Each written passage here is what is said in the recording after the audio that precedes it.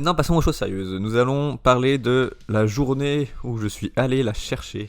Tous les fans de voitures américaines qui en ont déjà acheté plusieurs, vous savez que ça se passe jamais comme prévu. Et voilà, et moi j'avais encore de l'espoir que, ok, elle allait démarrer, elle allait rouler tranquille pépère jusqu'à la maison. Ben non. Bah non, ça aurait été trop facile.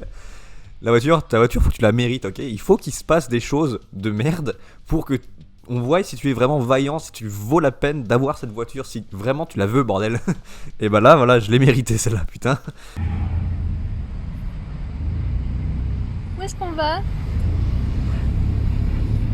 On va chercher du pain. Désolé. Ouais. On prend l'autoroute pour aller chercher du pain. Voilà. C'est une baguette de pain un peu spéciale qu'on a cherché ce matin parce qu'elle fait à peu près 5 mètres de long. Et peut-être au moins 1,80 m de large. Ah oui. Pas plus. Et quelle couleur? Elle est cramée? Et elle est noire. Elle a plus trop grillé et elle fait pratiquement. Elle fait une tonne 7 en fait. Oh wow. C'est une grosse. Grosse baguette. Ouais. Ça va nous tenir longtemps.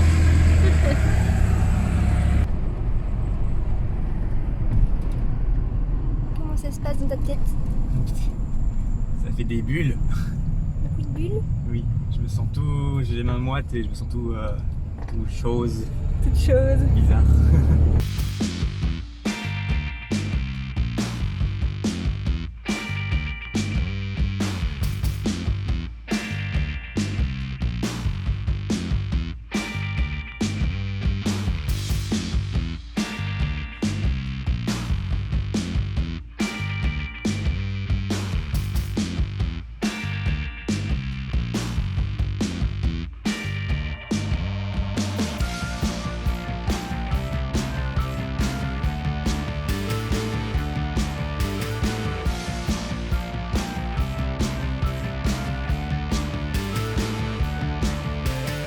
Le jour où je suis allé la chercher, j'y suis allé donc avec mon pick-up à l'époque, j'avais encore mon GMC Sonoma avec option rouille de partout.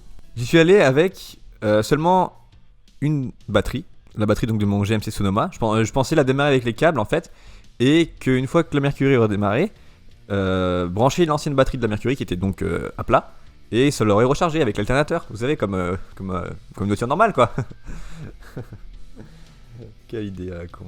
Moi qui n'avais pas à ce moment-là de voltmètre ou whatever qui pouvait me permettre de contrôler l'électricité si tout était correct, et ben c'est ça, quand j'ai démarré la voiture, je me suis rendu compte que non seulement la batterie était naze, mais l'alternateur ne rechargeait plus.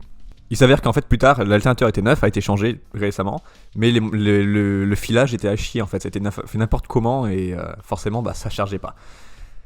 Alors voilà, donc la journée commençait bien par ce problème de batterie qui, dès que je la débranchais, ploum, le moteur, pouf, fini, il s'éteignait.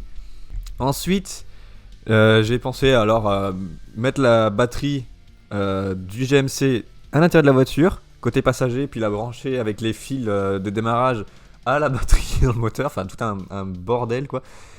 Puis je me suis rendu compte que les fils commençaient à fumer, alors je me suis dit que c'était pas une bonne idée de faire ça.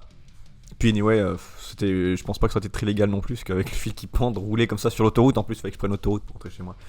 Sur l'autoroute comme ça aurait peut-être pas été une bonne idée, alors j'ai essayé de réfléchir à autre chose et j'ai décidé d'aller acheter une batterie neuve pour la Mercury. Donc voilà, bim, 150 balles gratos dans le cul comme ça pour une batterie neuve. Anyway, il fallait que j'en achète une neuve parce que l'autre était fini.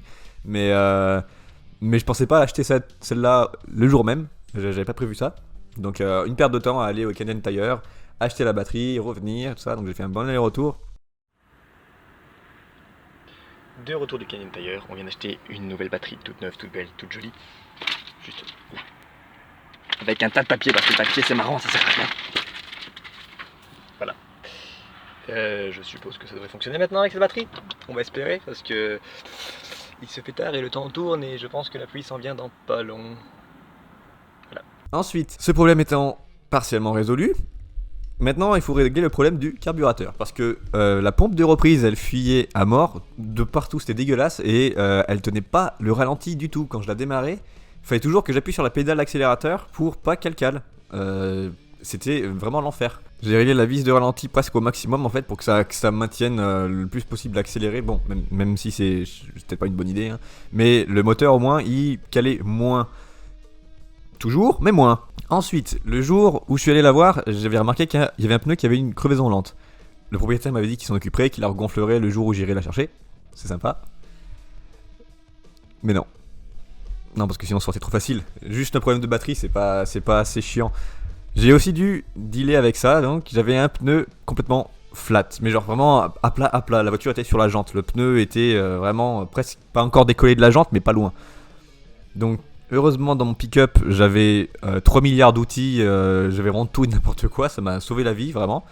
J'avais un petit compresseur, j'ai pu le gonfler pneu. Et j'avais aussi donc un cric et des chandelles et tout ce qu'il fallait en gros pour soulever la voiture et regonfler le pneu et pouvoir tirer le pneu aussi pour qu'il se colle à la jante de nouveau.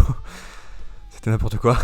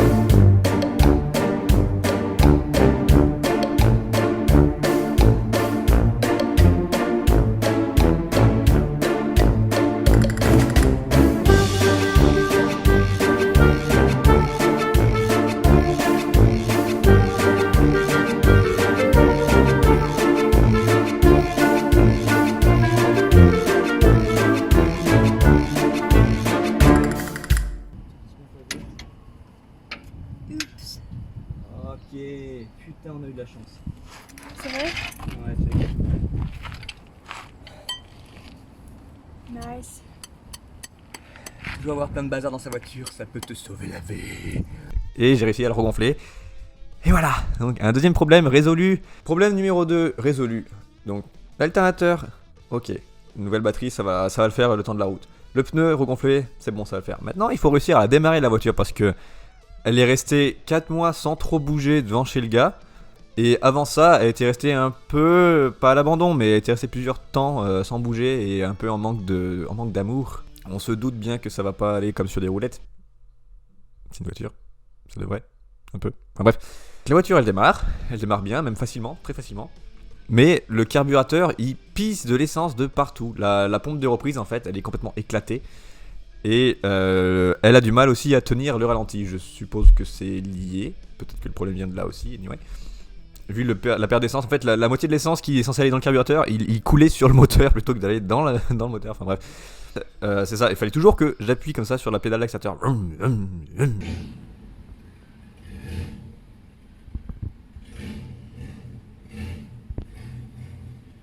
On voit que j'arrive pas à faire des comme un putain de douchebag. C'est pas fait exprès, ok. Oui, j'aime le son du V8, mais c'était pas fait exprès pour que tout le voisinage sache que j'ai une nouvelle voiture. C'était juste parce que si je faisais pas ça, elle calait. Et elle me l'a rappelé tout le long de la route. C'était l'enfer. Mais c'était quand même marrant au final. Enfin, j'en rigole maintenant, mais sur le coup, j'étais pas trop fier. J'ai pu reprendre la route finalement, enfin. Mais, parce que oui, il y a encore un mais, il y a encore une couille qui est arrivée. Si dans la journée, il faisait super beau, super soleil, et ben le moment où j'ai dû prendre la route pour ramener la voiture, il s'est mis à pleuvoir sa maman. Mais vraiment. et donc, tous ceux qui ont la chance d'avoir un muscle car et qui ont eu l'expérience de la conduire sous la pluie, avec des bons pneus, vous savez de quoi je parle?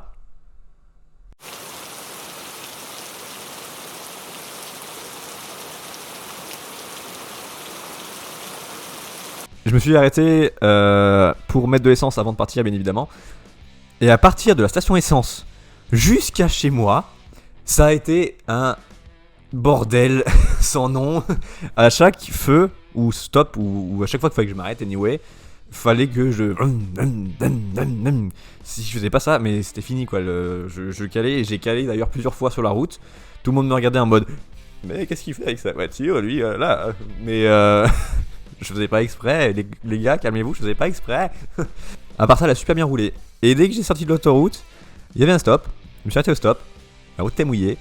Il y avait une voiture qui arrivait un peu vite, un peu loin. Je me suis dit, allez, je vais vite passer parce que sinon je vais caler. J'ai accéléré comme une pute. Bah oui, forcément, j'ai burné en tabarnak. Et ça fait partie de ce que j'ai quand même aimé rouler avec cette voiture pour la ramener. C'est qu'à chaque stop ou à chaque feu, dès que je m'arrêtais et que je repartais, bah je burnais. C'était n'importe quoi, mais c'était drôle. Je me plains depuis tout à l'heure, je dis que j'ai eu des coups avec cette voiture, mais j'ai quand même eu de la chance. J'ai pas checké l'électronique si tout fonctionnait, mais heureusement, les essuie-glaces, ils fonctionnaient. Oh, parce que rouler avec cette voiture là, sous la pluie, c'était pas hyper facile, mais sans essuie-glaces, ça aurait été tellement la merde.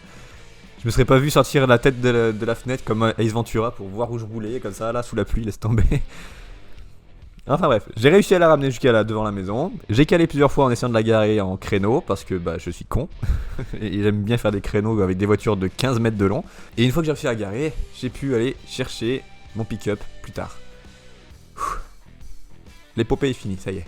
La voiture est garée, je la touche plus pendant un moment. Et voilà pour l'aventure du moment où j'ai dû aller la chercher.